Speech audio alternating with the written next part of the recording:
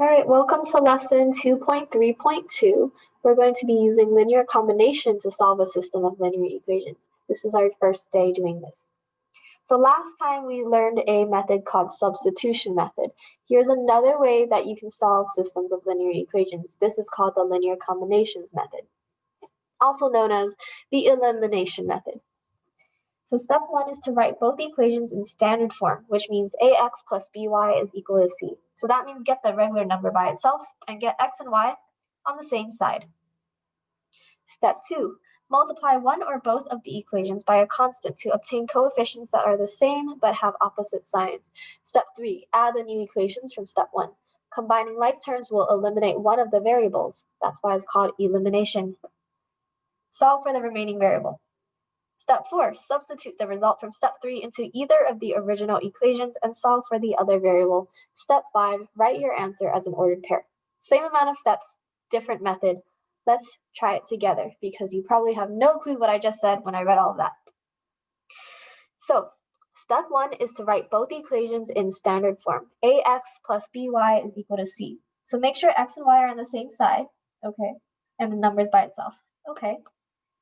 X, y on the same side, number by itself. Okay, step 1, done.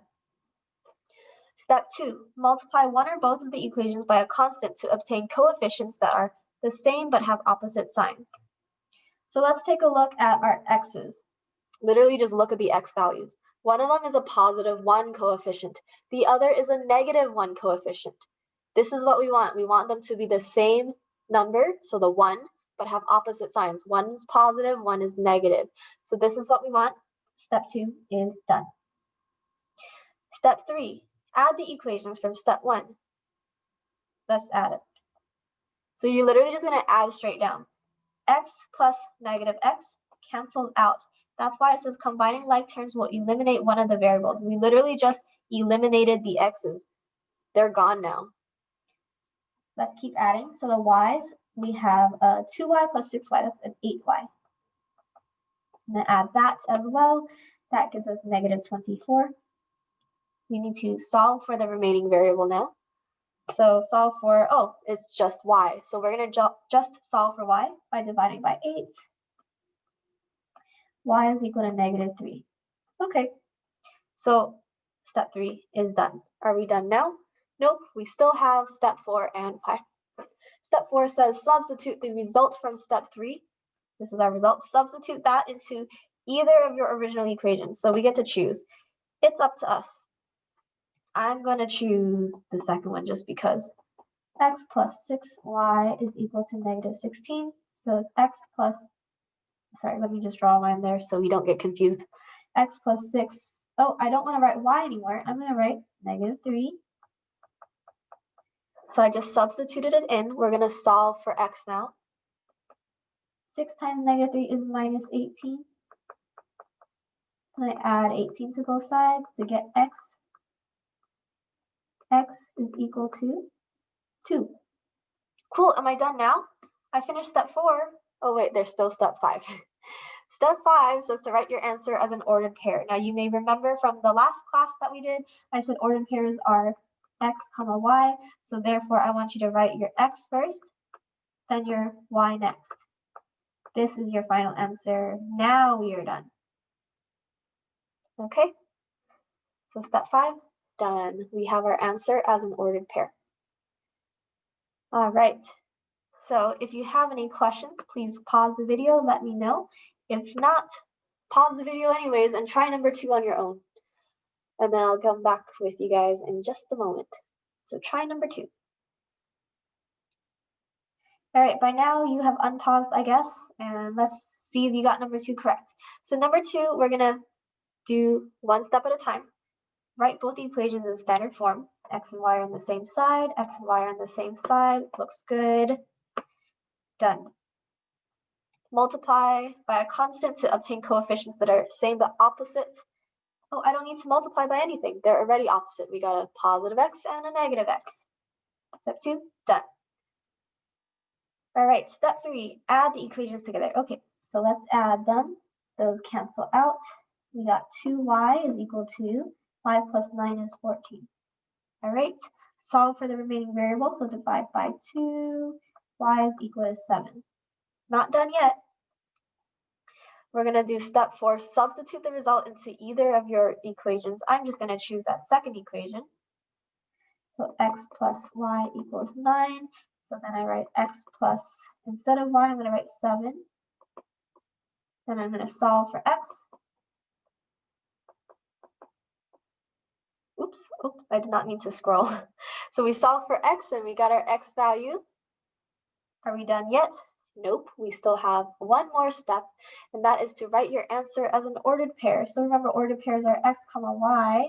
So that means you want to write your x first, so that's 2, and then write your y next, that's 7. So this is your final answer, 2 comma 7. Now, of course, if you need to, you can always replay this video if that was too fast. Sometimes I write fast and I talk fast. You can replay the video so that you can process and understand. But once you've written your answer as an ordered pair, we have completed all 5 steps, and that is it. So yeah, once again, let me know if you have any questions. If not, let's keep going. Okay, I guess once I scroll, you won't be able to see the steps anymore, but hopefully you can see it on your separate piece of paper. So for these examples, let's do 3 next. Let's double check first. Step 1, make sure they are in a standard form. So that means x and y are on the same side. That looks good. And the numbers all by itself. Those look good. Okay, cool. Step 1 is done. Step 2 is to multiply by a coefficient so that we have same number, opposite signs for one of the variables. So you can take a look at 5 and 3. 5 and 3 are not multiples of each other, so the easier one is -4 and +2. So -4, or specifically 4, is double 2. So I can achieve a 4 in this equation if I just multiply that entire equation by 2. So that's what I'm going to do, multiply everything by 2. So I'm going to multiply the entire equation by 2. Let's distribute. 2 times 3x, 6x. 2 times 2y, 4y. 2 times 44, 88. Okay, now just for clarity, I'm going to rewrite this equation down here, just so that they're next to each other. 5x minus 4y is equal to -22. All right, now notice that since we multiplied this second equation by 2, we have now achieved same number, opposite signs for one of our variables. So it's a +4y and a -4y. That is what we want, because once you add it together in step 3, they will cancel out. So now that we've achieved the same number but opposites, let's do step 3. Let's add everything up. 6x plus 5x, that will be 11x. Those cancel out like we planned, equals 88 minus 22 is 66. Now we can solve for x by dividing by 11. Since x is being multiplied by 11, you just divide the opposite of multiplying so that they cancel out. X is equal to 6. Are we done yet? No, because in step 4, you need to plug in that into any of your top equations. So I'm going to plug this into, why not the top one? Just let me rewrite the equation first. 5x minus 4y is equal to -22. Here's our equation. I just wrote it out. Now to plug it in, instead of x, I'm going to write 6. So 5 times 6. Okay, so 5 times 6 is 30. And then we're going to subtract 30 because that's a positive 30 here. That way our positive 30 and our negative 30 can cancel out. We are left with minus 4y is equal to negative 52. And then we're going to divide by -4, divide by -4. That way they can cancel out. We get y is equal to, negative divided by negative is a positive. This would be 13. And you can use a calculator if you like, but it is 13. And then are we done yet? Not quite. Remember, we must write it in a ordered pair. So x first and then y next. I'm just going to write it over here because that's where I have space. X is 6, y is 13. This is your final answer. Now that we have our answer as an ordered pair, we are done. So number 3 is done. If you guys have any questions, don't forget to pause the video and call me over, or rewatch the video, and then if you still don't get it, pause it and call me over. All right. Okay, I'm going to just draw a dividing line. You guys can try number 4 on your own. If you get it right, great job. If you get it wrong, don't worry about it. This is a hard process and it's brand new. So everybody's got to start somewhere. You're probably going to make mistakes as you go. All right, so now you're unpaused and hopefully you tried out number 4. And if not, that's totally fine. It's okay. Let's do it together. So I'm going to take a look and see if they are in standard form. X and y are with each other, numbers by itself. X and y are with each other, numbers by itself. All right, step 1 is good. They are in standard form. Step 2, we're going to multiply one or both the equations so that we can have the opposites. So 3 and 4, not factors of each other, not multiples of each other. 7 and negative y. Okay, I can work with that because one of them's already opposite symbol. One's a positive 7, the other's a negative 1. I can make this into a negative 7 by multiplying the entire equation by 7. So that's what I'm going to do. Let's distribute. 7 times 4x is 28x. 7 times negative y is minus 7y. 7 times 72 is 504. 504. And remember, you're allowed to use a calculator. All right, so we got that. Now, let me rewrite this top equation just underneath it so that they're next to each other and it's just easier to look at that way.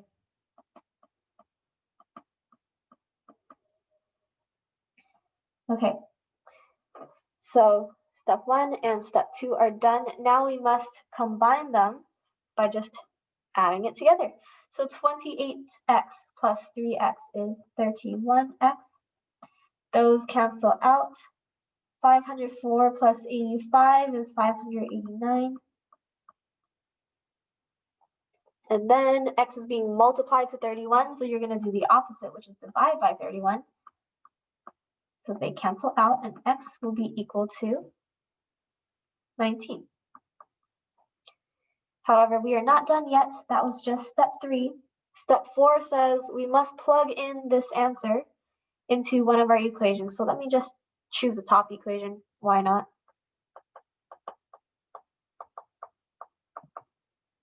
And so plugging it in, it's not 3x anymore, it's 3 times 19. That says 19.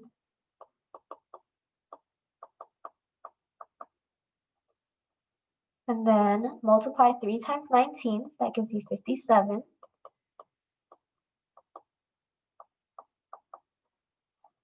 And then to solve for y, we're just going to keep going.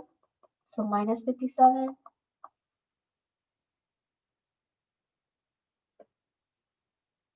They cancel out, so you get 7y is equal to 28. Then finally, y is being multiplied to 7, so you do the opposite. Divide by 7, and you get y is equal to 4.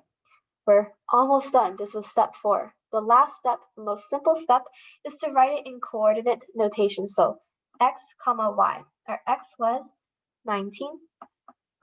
Our y is 4. Put that in a box. That is your final answer, and we are done with number 4. Remember, if you have any questions, let me know. And if you don't, we're going to do 2 more examples. Okay, so finally, let's do number 5 and 6. So for number 5, let's double check. Are they in standard form? X and y are by itself, or x and y are on the same side. The 3 is by itself. That's good. X and y are by itself, or on the same side. Y, my gosh, I cannot talk. X and y are on the same side, and the number is by itself. See, when I say everyone makes mistakes, I literally mean it because I just stumbled over my words right now. But it's okay, as long as you correct yourself. So x and y are on the same side, and the number is all alone. That's what we want for step 1. It is in standard form. Okay, step 1 is done. Now let's do step 2, which is to multiply one or both equations to make sure we can get the opposite numbers. So I have 4 and 5, they're not multiples of each other. I have 2 and 3, they're not multiples of each other. So what should we do? This time we're going to have to multiply both equations by a coefficient. So you get to choose, do you want to eliminate the x's or do you want to eliminate the y's? I like the numbers 2 and 3 more just because they're smaller numbers. So I'm going to choose to eliminate the y's. So for the top equation, I'm going to multiply this by 3 so that I'm going to force the 2y to become a 6y. On the bottom equation, I'm going to multiply that by a negative 2 so that I can force the bottom equation to become negative 6y. That way we have the opposites. Notice the numbers 3 and 2 are here. The numbers 3 and 2 are here as well. It's just switch so that they can both become 6's. So let's distribute for the top equation. 3 times 4x is 12x. 3 times 2y, 6y. 3 times 3, 9. Let's distribute for the bottom equation as well. Negative 2 times 5x, negative 10x. Negative 2 times 3y, negative 6y. Negative 2 times 4, negative 8. Okay, so now just to double check, we have forced the y's to become opposite numbers. So 6y and negative 6y. So we forced this to happen by multiplying both equations by a coefficient. Okay, so now that we have our opposites, we are done with step 2. We can proceed with step 3, which is to add them together. So 12x minus 10x is 2x. Those cancel out when you add them together. And then 9 minus 8 is 1. And then we're going to solve by dividing by 2. X is equal to 1/2. We are not done yet. We must plug it in to solve for y. Okay, I'm just going to draw a dividing line here so that things don't get mixed together.